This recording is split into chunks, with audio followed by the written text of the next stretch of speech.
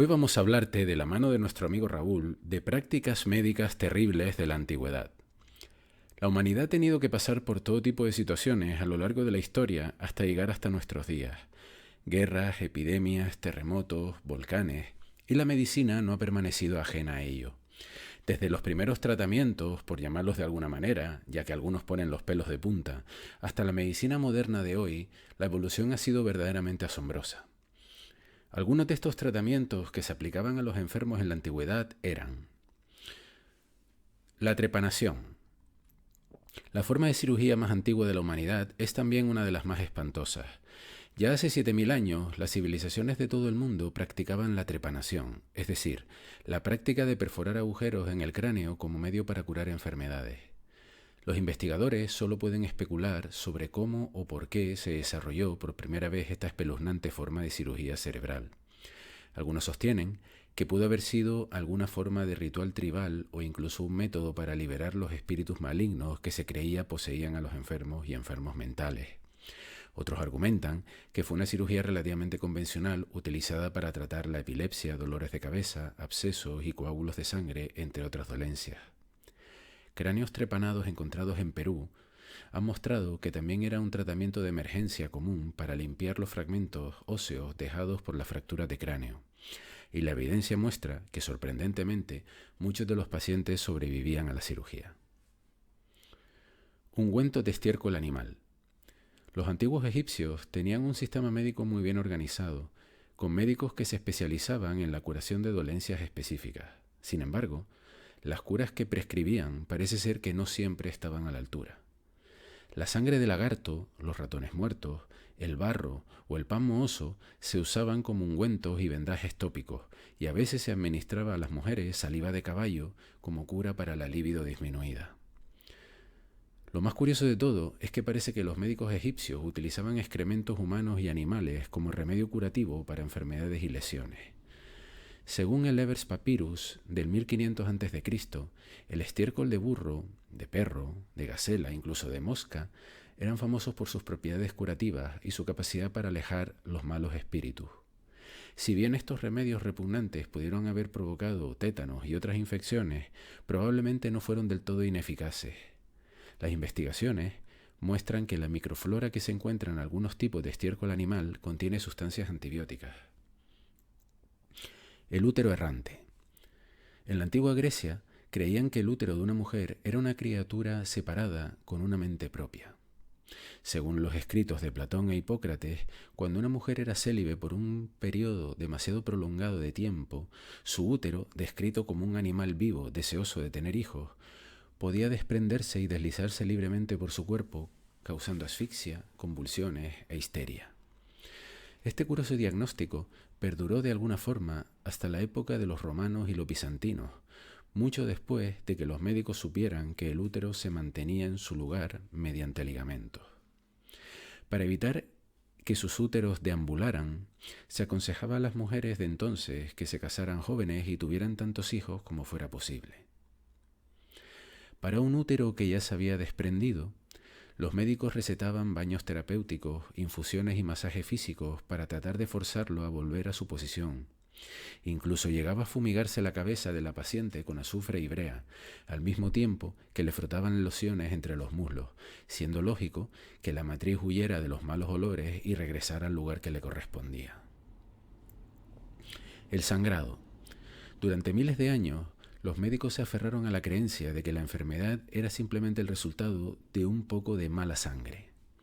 La sangría probablemente comenzó con los antiguos sumerios y egipcios, pero no se convirtió en una práctica común hasta la época de la Grecia y Roma clásicas. Médicos influyentes como Hipócrates y Galeno sostuvieron que el cuerpo humano estaba lleno de 4 sustancias básicas o humores: la bilis amarilla, la bilis negra, la flema y la sangre, y estos debían mantenerse en equilibrio para mantener una salud adecuada. Con esto en mente, a los pacientes con fiebre u otras dolencias a menudo se les diagnosticaba un exceso de sangre. Para restaurar la armonía corporal, su médico simplemente cortaba una vena y drenaba algunos de sus fluidos vitales en un recipiente. En algunos casos, incluso se usaban sanguijuelas para extraer la sangre directamente de la piel. Si bien podría resultar fácilmente en una muerte accidental por pérdida excesiva de sangre, la flebotomía perduró como una práctica médica común hasta bien entrado el siglo XIX. Los médicos medievales prescribían el drenaje de sangre como tratamiento para todo, desde el dolor de garganta hasta la peste, y algunos barberos lo ofrecían incluso como un servicio más junto con los cortes de pelo y el afeitado.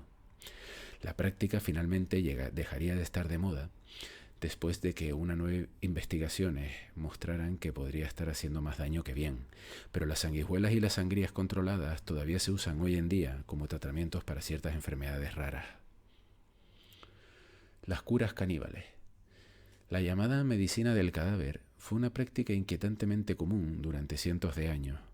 Los romanos creían que la sangre de los gladiadores caídos podía curar la epilepsia, y los boticarios del siglo XII eran conocidos por mantener un stock de polvo de momia, un extracto macabro hecho de momias molidas saqueadas de Egipto. Mientras tanto, en la Inglaterra del siglo XVII, el rey Carlos II era conocido por disfrutar de un trago del conocido como King's Drops, un brebaje restaurador hecho de cráneo humano desmenuzado y alcohol. Se pensaba que estas medicinas caníbales tenían propiedades mágicas. Al consumir los restos de una persona fallecida, se creía que el paciente también ingería parte de su espíritu, lo que aumentaba su vitalidad y bienestar.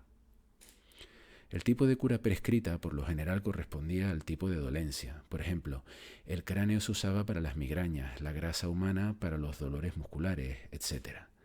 Pero conseguir un producto fresco podía ser un proceso espantoso.